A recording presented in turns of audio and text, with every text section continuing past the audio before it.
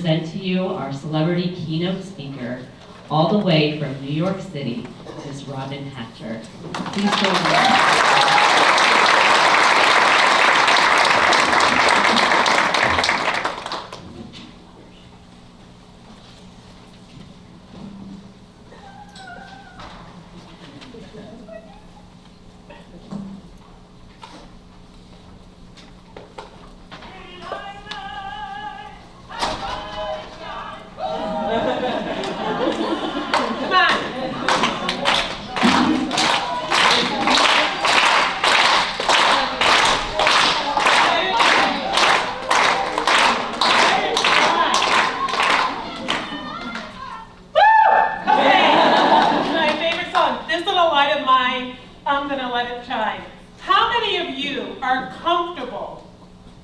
Letting your light shine.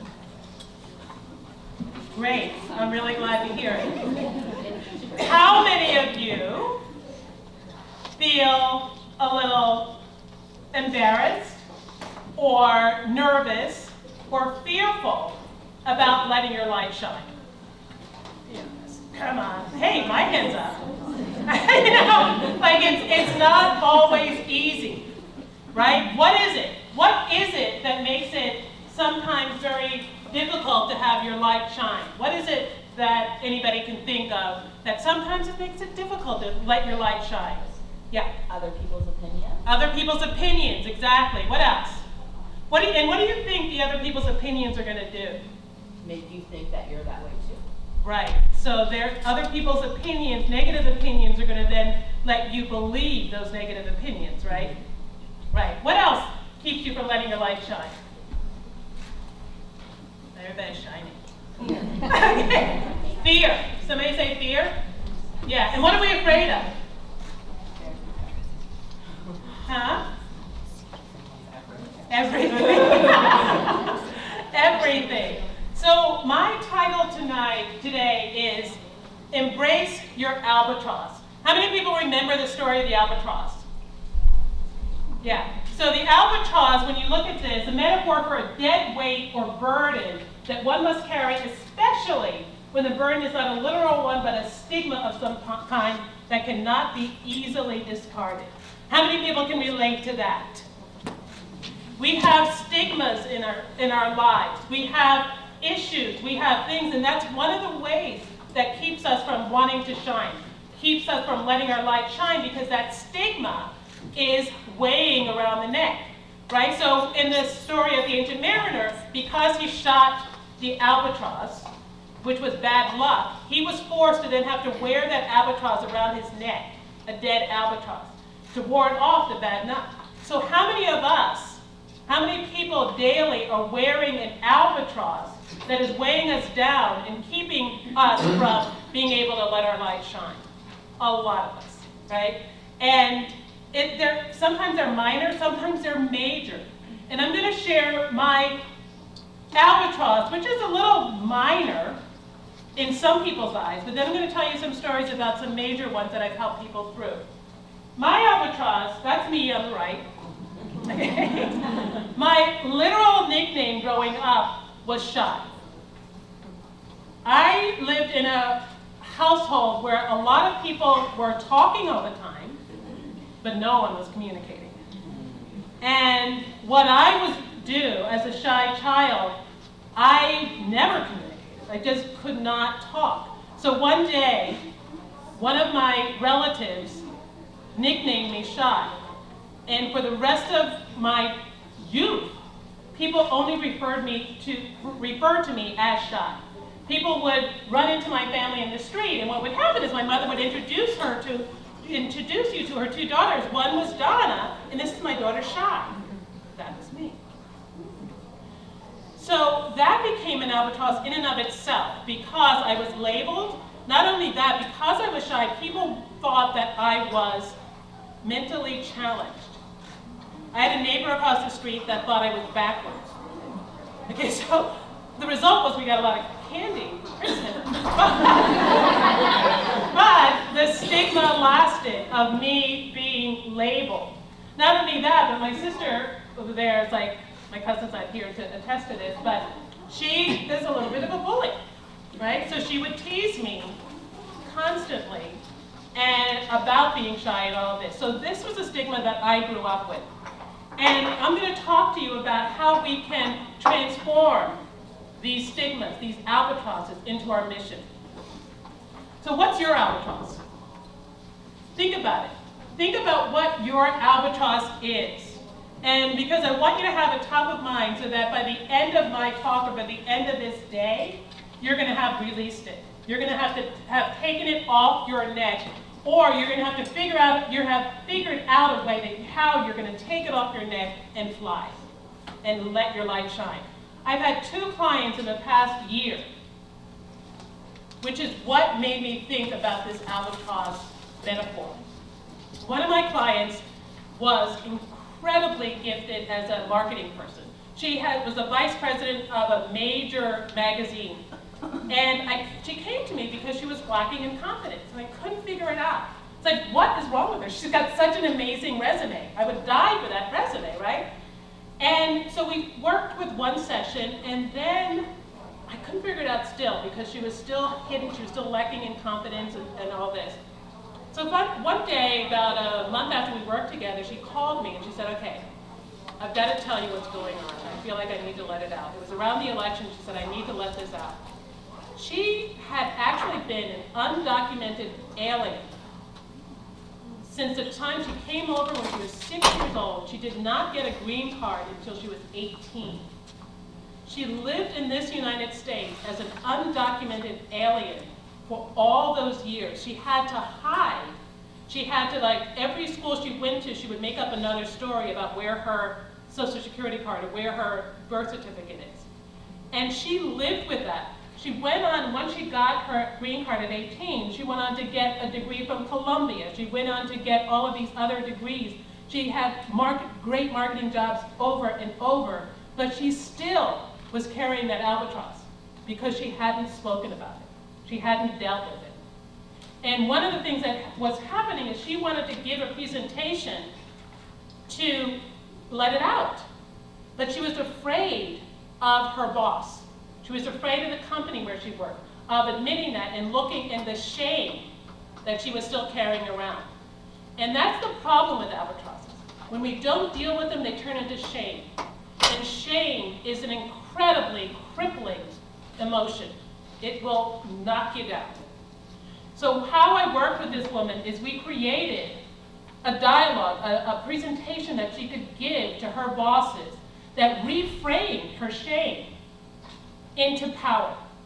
So she highlighted all of the accomplishments that she had done after this. And she highlighted what she had learned from having been an undocumented alien, what she has to share with the world, how it might improve their brand to have her out in the world talking about it. And that is how she was able to then release her albatross. It was amazing. So what is your albatross? You thought of it, right? Think about it. I want you to imaginary write it down because it's going to fly away by the end of the day. Another client of mine, really quickly, similar thing. This client was a Rhodes Scholar, for God's sakes. She had worked for the mayor's office. She had worked for the government. She had now had this huge job as a real estate development vice president. But she came to me because she still was dealing with an albatross. And her albatross was that she had an incredibly dysfunctional family. Her mother was bipolar. Her father left and was an alcoholic. And this is something that she just never dealt with. And she became a professional runner. That's the other thing. She was a professional runner. And once she dealt with it, once I asked her to put this story in the presentation that she was doing, it was like something lifted from her. So she was able to lift. So let's think about what your albatross is and let's get rid of it. Here are the 3 steps to embracing your albatross. Reframe the shame. I just talked about 2 different examples of reframing the shame. Owning your value and turning your misfortune into mission. So reframing the shame. Take away its power. As soon as you own it, the power of it is gone.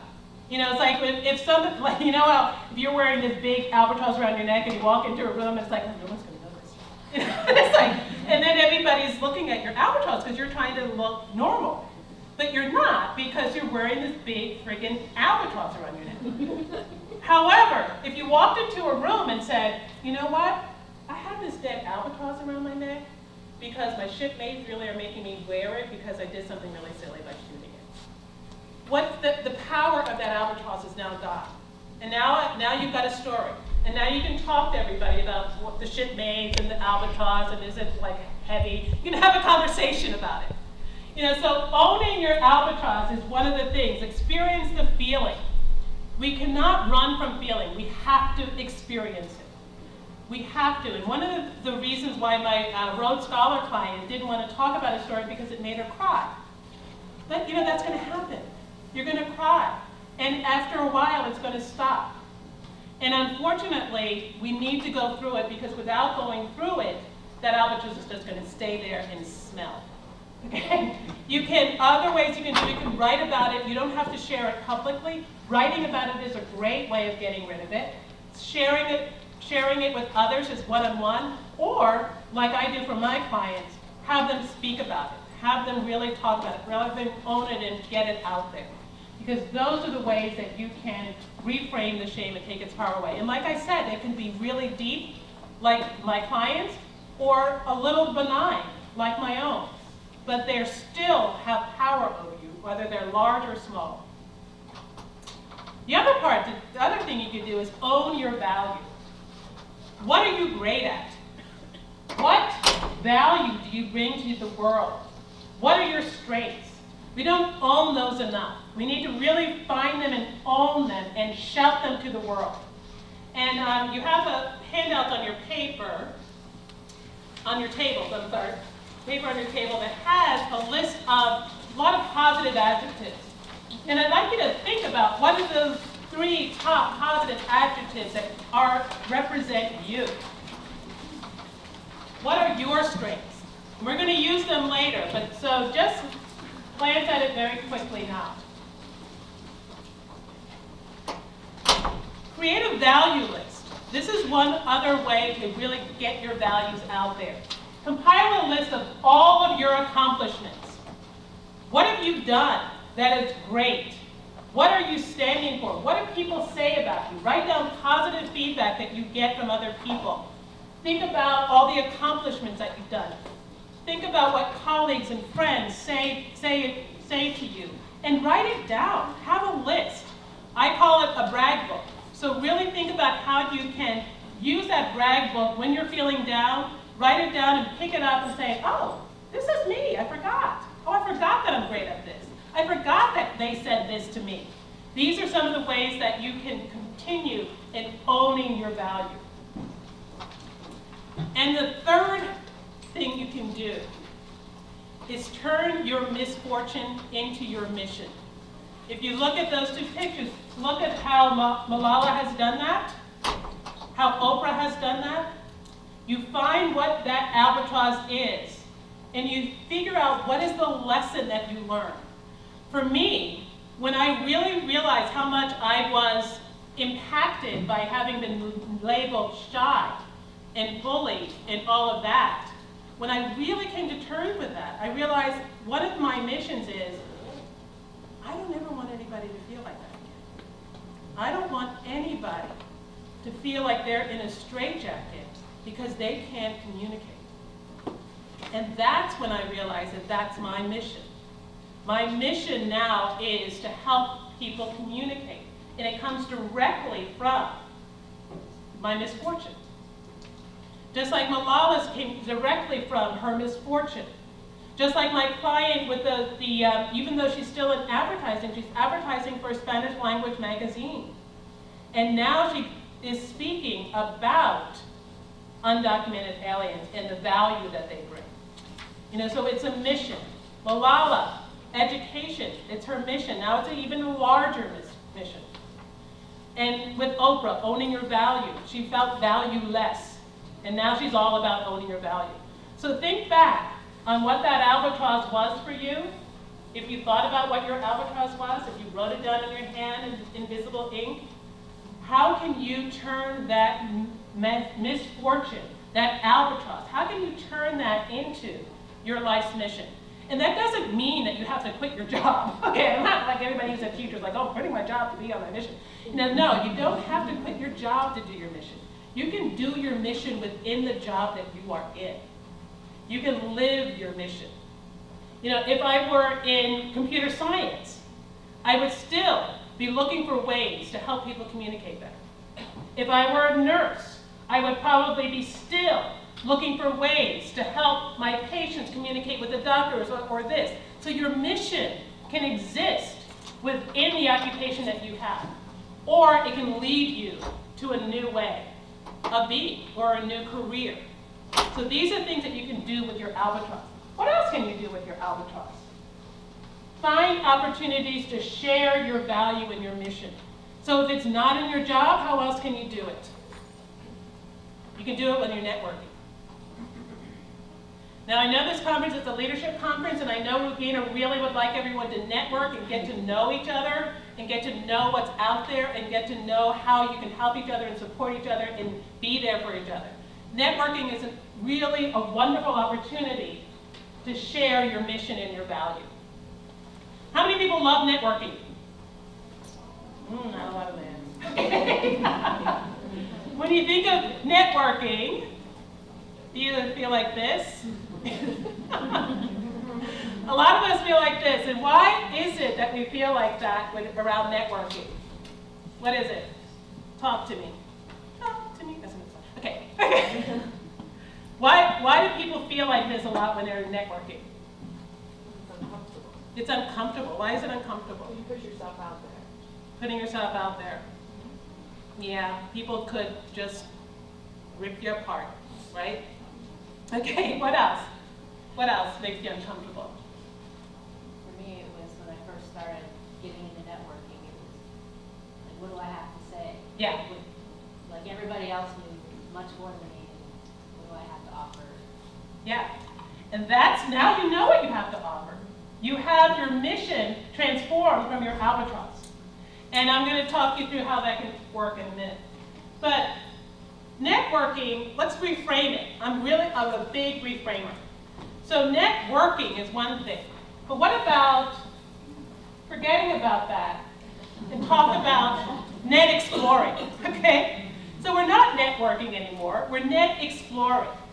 We're going on a Dora the Explorer adventure to find out things about the other people in the room. Net exploring looks like this. You can explore and discover how you can help somebody.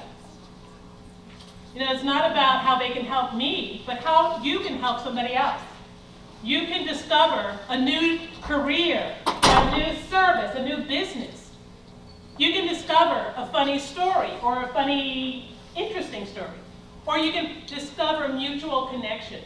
So when you go on a networking adventure, it's now not about, how am I going to connect with these people? What are they going to give me? What do I have to say? I'm afraid. It's like I'm uncomfortable because they're going to rip me apart. Doesn't matter, because it's not about you. It's about them. And then you share it that way. So what are some of the things? You think of it as a game. Networking is not about how many business cards you can hand out in an hour, which I've been to networking events, and that's what it seems to be about, right? It's not about that. Let's make it a game. Can you chat with X amount of people or person? So you put a number, I'm going to chat with this amount of people. That's my goal for the day. And that's my game. Oh, I got 5 people down. I got 1 more to go. Compliment X amount of people. So that's your goal. I'm going to take 5 people and I'm going to compliment them. And they've got to be real compliments. You're not just going to walk up and just say, oh yeah, I like your blouse. I mean, it's like, if you don't like it, don't say it. You know? It's like, so compliment somebody in a way that they can feel heard, that they can feel seen, felt, and acknowledged. I got a compliment today. This young lady told me how lovely she liked the blue on me, and it felt sincere. And that made me feel great. That's an event. Compliment X amount of people. Ask X amount of people how they got started. That's a great question. It seems so trite, but you know what? Every time somebody asks me that, I feel great, because then I get to tell my story. And then you're off the hook. You don't have to talk for a long time. You can just hear their story. And when you hear their story, the greatest part of doing that, when you hear their story, you can then find the connection that you now know how to talk to them back. So you hear their story, and then you can talk about what it is that you do as it relates to their story. So that's a really wonderful way of starting networking. And then some silly games you could do. Find X amount of people who share your name or your hometown or something like that. It's just like, okay, I'm not leaving here until I find somebody with my same name. So that can be a real game. So that keeps you motivated, keeps you going. So these are all fun ways of doing networking without thinking that you have to just push yourself on somebody. And you want to prepare for networking. You want to think about it ahead of time. Visualize the outcome you want to have. So a lot of times you walk in, it's like, okay, oh, and you're not prepared. It's like, oh. So before you leave the house, you think, okay, there's going to be a lot of people here. I really would like to connect with 2 really deep connections. I'm not going to make my site feel like, I'm just going to connect with 2. That's your goal. You're going to visualize that conversation. Visualization is very powerful. So visualize what your conversation is going to be like with them. Read or repeat positive affirmations. That sheet that I gave you of positive affirmations are great. Before you leave the house, you can just look in the mirror and just read them all through with emotion. And it's like, yeah, that's me. I'm ready to go. Dress to express. Notice I don't say dress to impress, which is different. Dressing to express, to me, means it's expressing who it is that you are. Now, there are a lot of wonderful business suits out there that I could wear, but that doesn't express me. So if I show up in a business suit, I'm going to feel a little stifled, and I'm not going to be me, and then people are going to talk to me, and they're not going to really know who I am, because I'm not a business suit. I'm color. So that's one of the things that you want to think about when you're dressing. How are you going to express who you are and what you do by the way that you choose to wear? Deciding an objective or goal, we talked about that, and develop an alter ego. What do I mean by that? Anybody have an alter ego? Who's your alter ego? Betty Boosoo. Betty? I love it. Betty Boosoo. So, creating an avatar for yourself. Just like Betty. All right. Who did it better than Beyonce? No. No one did it better than Beyonce, right? She was shy. She was incredibly shy. And so, as a singer, she knew she had a great voice, she knew she had a product, she knew she had people to sell to. Shy couldn't go on stage, right? So she had to create Sasha Fierce, who could go on stage and do whatever she wanted to do. And that's how Beyonce became Beyonce, because she got to create her own avatar of Sasha Fierce. So what is your avatar? I was lucky because I was an actor. How I got out of being shy is in high school I said, no, this is not working. This straight jacket is not working for me. And I heard an announcement in high school and I said, okay, I'm going to audition for a play. All by myself, and I went and auditioned for my play. And because I had so much angst in me, I let it out and the director saw something and cast me. And I was cast, and I feel like my first avatar was the Sphinx, which was the character I played in John Cocteau's The Infernal Machine. And it was a really intense character. And so I had my own built-in avatar. So every time I got cast in something, I had an avatar to create. I knew these things. I knew what she looked like. That's the research I had to do. So think about your avatar. What does she look like? Maybe look a little different than you. What does she walk like? What does she talk like? How do people treat you, your avatar? Does it have a different name? We have a different name. And those are ways that you can step out of yourself. So you walk into that networking event, and Robin doesn't go into the networking event because she's a little scared, she's a little fearful, and she's a little shy, so she stayed home. But Sasha Fierce can walk into that networking room. And, hi, how are you? It's so great. Oh, great to see you. Great. And I know that she's looking at me like I'm fierce. So those are some of the ways that you can create this alter ego for yourself. Find out. And I study a lot of neurolinguistic programming. right? So I know the science of the brain. The brain has a very difficult time distinguishing between reality and imagination. And so when we create an imagination that is so strong, a character that is so strong and rooted in our visual reality, our brain is like, oh yeah, that's right, she's fierce, I remember that. And it doesn't know that you just made it up. So that's the power that we have to change the way that we react to things, to change the way that we exist in the world. We can do it right here with our imaginations. So let's all embody our fears. Turn fear into fierce. And again, with the brain and the body, there's a synergy. And when our body does one thing, our brain will follow, and likewise. And when our brain does one thing, our body will follow. So our bodies need to get that fierceness into them. So I'm going to ask you, everybody, to stand up and get your fierce on. Yeah, we're going to stand up. And we're going to take up a lot of space. Because when you take up a lot of space, what happens? The chemicals in our brain, when we take up space, the chemical in our brain, our great feel good, our stress chemicals, they go down. And our confidence chemicals come up. We get filled with more confidence. So take up as much space. You could do your Wonder Woman's pose, knock your neighbor out, I don't care. Take up a lot of space, all right. So breathe into that space. Now, once you're there, we're going to get our sparkle up. Because body language counts for 60 to 80% of first impressions. It also counts for 60 to 80% of the negotiation. So if you're negotiating something, your body language isn't strong, you're coming from a weak point of view. So we're going to get our sparkle up. And that means like pulling up our chest. So, sparkle. See that diamond? Isn't it beautiful? So imagine that right in it, where do you feel anxiety? Wherever you feel anxiety, right here, right? Our solar plexus. That's where most people feel any anxiety or fear. So wherever you feel it, I want you to place that diamond right there. And place that diamond, that beautiful sparkly diamond, right in your solar plexus. It's there. And then what you do, these lights are not very bright, but imagine that there is a really bright light that is now radiating into your diamond. And what happens when the diamond gets light on it? It sparkles. It sparkles. So we have to hold our chest up so that it'll receive the light. And then it'll start sparkling. It'll sparkle, sparkle. So take some moments to have that sparkle. You're not done.